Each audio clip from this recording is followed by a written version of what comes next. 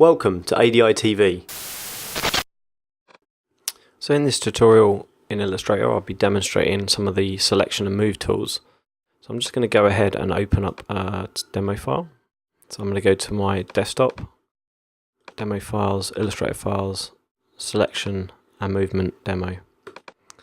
Okay, so it's a really simple document with a few objects in it, just to kind of demonstrate the what I'm going to be doing. First of all, I'm going to concentrate on these tools here: selection tool, the direct selection tool, the lasso tool, and the magic wand. So that's this top four. Now, first of all, I've got the selection tool on, and what that allows us to do, it's really simple. It allows you to pick up objects and move them. If I hold down Shift, I can hold multiple objects.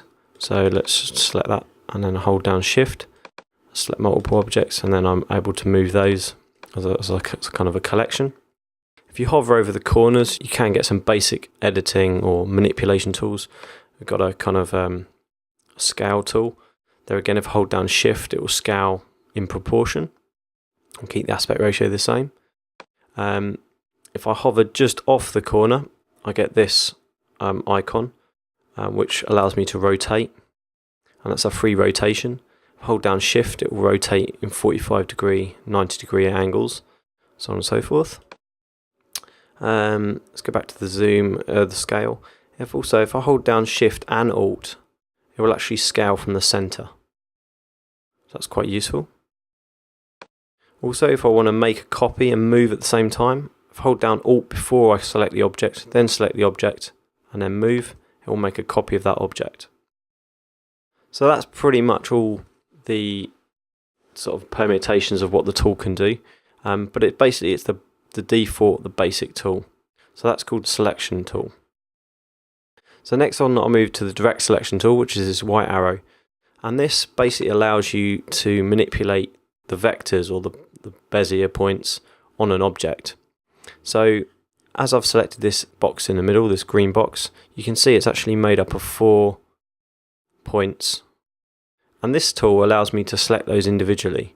So if I was to select this one here, you can actually see, I go back, and when I select it, it goes completely blue. Blue being the colour of this layer. It could be any colour, but essentially you can see the difference. That box there has got white in the inside, and this one's fully coloured, which means it's selected. And that means I can drag it and manipulate the shape of the box. Now there again, if I hold down Shift, that allows me to select multiple points, and then I can manipulate that box with 2 points, and so on and so forth. I could add the 3rd point. Now the really good thing about this tool is you can also add points from multiple objects.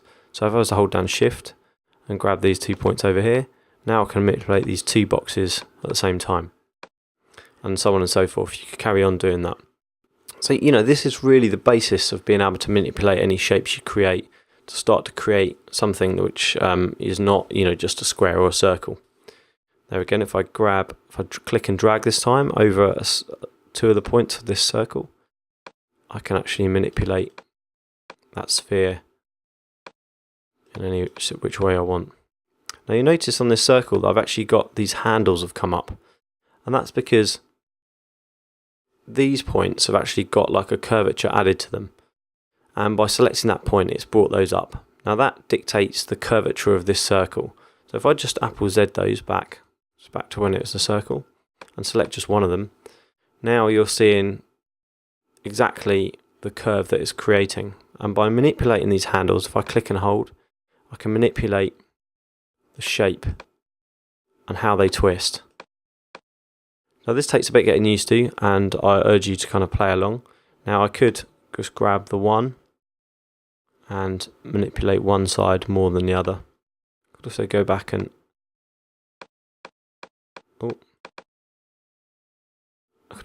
do that and select just one side. There we go. That's not quite back as a circle. If I want to undo these, remember that Illustrator has a multiple undo feature, so if I just Apple Z, Apple Z, Apple Z, and there we go. Let's redo that. Okay, so that's the direct selection tool, and it allows you to manipulate the points, the Bezier points within the object that you've created. Now the magic wand tool is really simple. It allows you to select anything of a similar colour or similar to it. So if I select that blue, it will also, you see it's selected all the blue objects. If I select green, it will select the green objects, but none of the other objects. So it works kind of like the Magic Wand tool in Photoshop, but really it's a bit more basic. There's not really any settings for it. It just selects like for like. Okay, the next one is the Lasso tool. So I'm going to select that. Now the Lasso tool works a bit like the direct selection tool. It allows you to capture points by lassoing the points.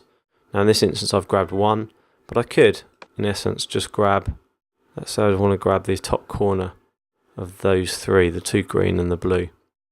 Now if I go to my direct selection tool, it allows me to manipulate. So I guess the kind of first question I ask myself is, what's the point of that?